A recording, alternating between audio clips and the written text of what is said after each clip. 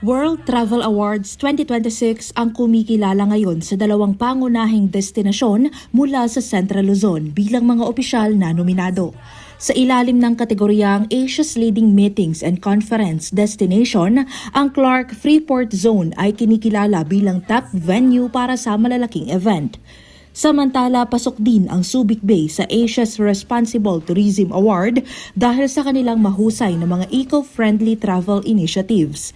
Ang World Travel Awards 2026 ang magpapatunay na ang Clark at Subic ay mga world-class na destinasyon para sa lahat ng turista.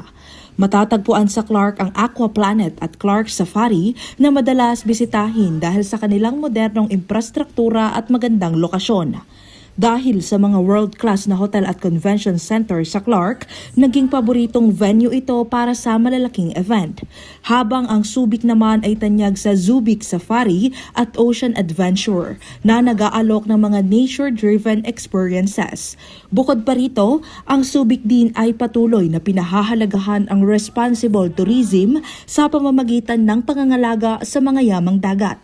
Sa kasalukuyan, tumatanggap ang World Travel Awards 2026 ng mga boto mula sa publiko.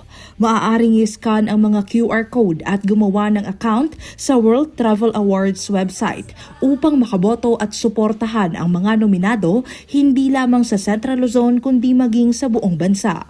Ayon sa official calendar ng website, ang botohan para sa rehiyon ng Asia ay magtatapos sa July 17, 2026 United Kingdom time. Inaanyayahan ng lahat na makiisa sa botohan upang mas mapalakas pa ang turismo ng Central Luzon sa global stage. Ako po si Carmel Joy Miguel, nag-uulat para sa Balitang Unang Sigaw.